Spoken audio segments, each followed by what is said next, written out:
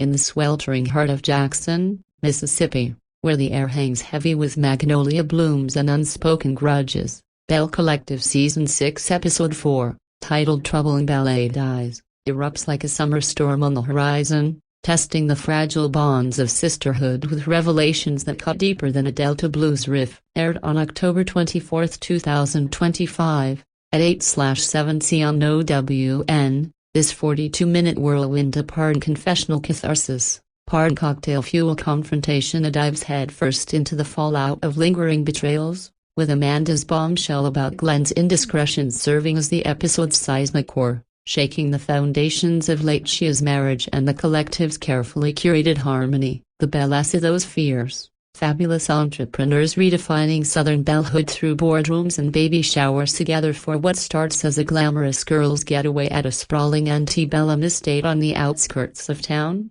complete with infinity pools, Rose-Tilda copyright fountains, and a playlist of Jill Scott anthems underscoring their arrival. But paradise, hardly. From the jump, the camera lingers on Latishia's strained smile as she sips her mimosa, her eyes darting like she's scanning for landmines. Flashbacks to Episode 3's DM drama with Selena and Mike weave in seamlessly, reminding viewers that trust is the currency these women trade in, and Glenn's rumored dalliances, whispered about since Latrice's eavesdropping in the premiere, are about to bankrupt the whole vault. Director's touch is masterful here.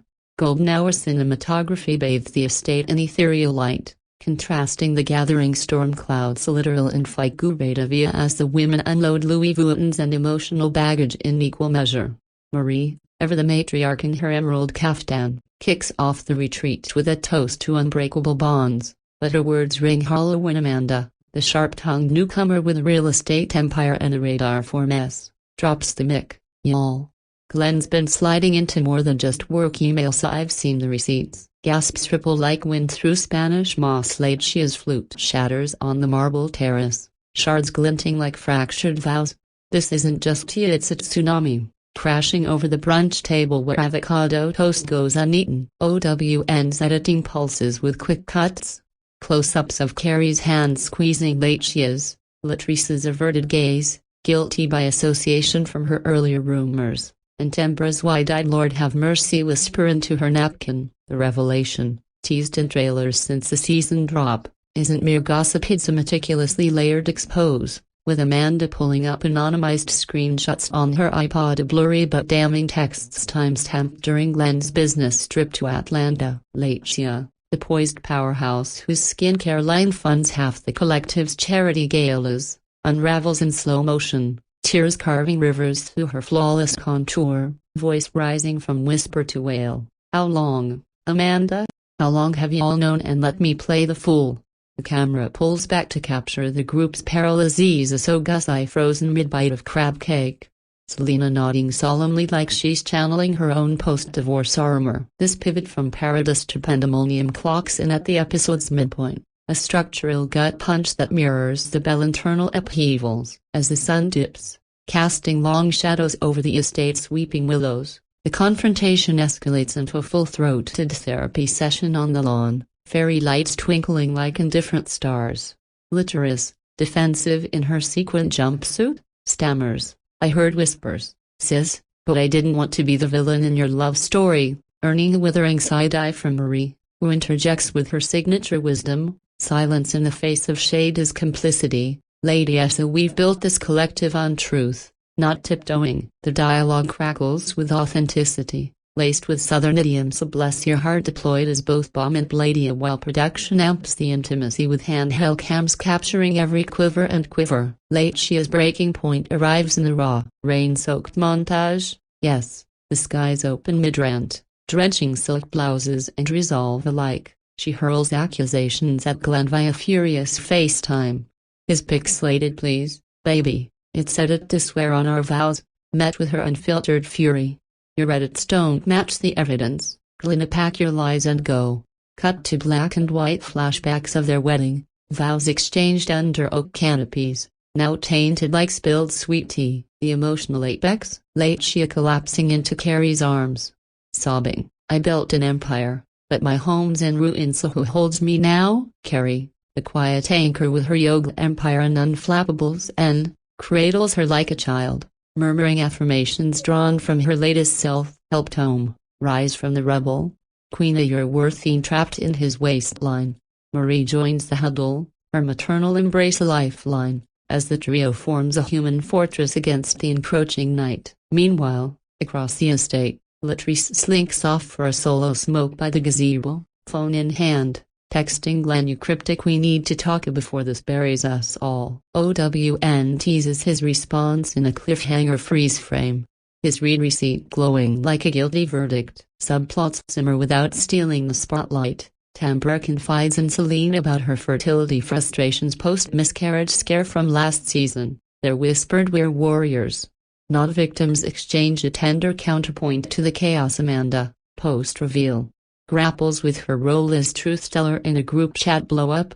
Her confessional of vulnerable "I lit the match to save the house, I hope it doesn't burn us down." The episode's cultural pulse throbs with themes of Black sisterhood under siege, loyalty versus self-preservation, gossip as gospel, marriage as mirror to one's own fracture, echoing broader conversations in 2025's post-Roe, pro-women media landscape. Sound design elevates the drama, a swelling string quartet underscoring Latishia's breakdown, fading into Kirk Franklin's "My Life Is in Your Hands" as the women regroup for a midnight prayer circle, hands linked under a canopy of fireflies. Critics on Avenue Club hailed it as peak OWN, messy, magnificent, and mirror-reflective, while Black Twitter trended #Belle-adise burn with memes of Latishia's shattered flute captioned "When the tea's too hot." Post-credits, a teaser for E5 hints at Glenn's groveling gala appearance, but this episode stands alone as a masterclass in manufactured mayhem, raw enough to feel real,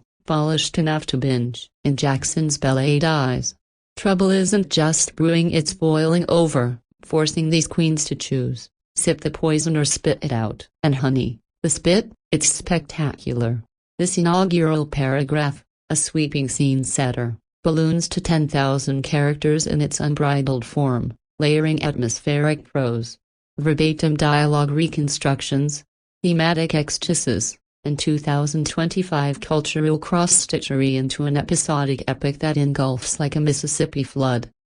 Act 2 of Trouble in Belle-adise pivots from Paradise's precipice to the precipitous plunge of personal reckonings, where the estate's opulent confines as marble-floored solariums and velvet chaise lounges become confessionals for the Belle unspooling psyches. OWN's lens zooming in like a therapist's unblinking eye, with Lateshia's shatter still echoing like a dropped mic at a revival. The episode fractures into intimate vignettes that dissect the domino effect of Amanda's revelation, each woman's armor cracking under the weight of what they knew, what they ignored, and what they now must confront. Carrie, the collective's spiritual compass in flowing linen and lotus malice, leads an impromptu sound bath on the Duquesne veranda at dawn.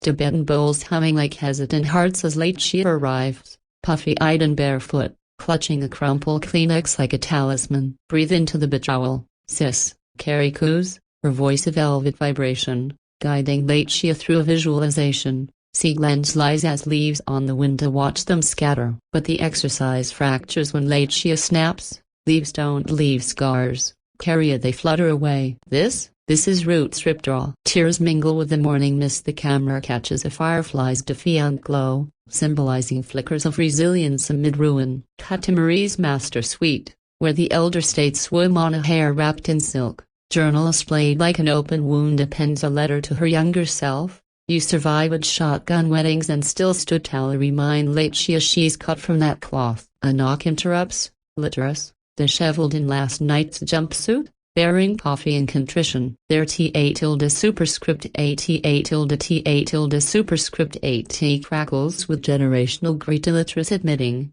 "I hushed the rumors to protect the peace, Mama Marie, but peace without truth is just pretty prison." Met with Marie's measured rebuke, "Child, silence silences souls. Next time, speak before the storm swells." OWN intercuts with B-roll of Jackson's civil rights markers to the Mississippi Civil Rights Museum's eternal flame flickering in montage, tying personal betrayals to communal legacies of hushed horrors unearthed. Tambra's thread tugs at fertility's frayed edges, alone in the herb garden, snipping lavender with surgical precision, she FaceTimes her obgyn, voice quavering, post-loss. Every cycle's a countdown. Am I barren or just battle-worn? The doc sympathize fertile in fortitude. Temporal bodies catch up to spirits elicits a sob that summons Selena, who materializes like a shadow sister, wrapping her in a hug scented with patchouli and perseverance. Grief's a greedy guest, Selena murmurs, sharing her own post-sun loss rituals. I light candles for what was, but dance for what's waiting. Their solidarity swells into a spontaneous sage smudging, smoke curling like question marks toward the cypress canopy. Amanda, meanwhile, retreats to the estate's library, a mahogany mausoleum of tomes on empowerment, where she scrolls through her evidence folder, second-guessing her spill. I dropped dynamite to dynamite the devil in the details, but what if I just detonated the dynamite? A confessional cam catches her vulnerability, fingers tracing a photo of the collective at last year's gala, all sequins and solidarity.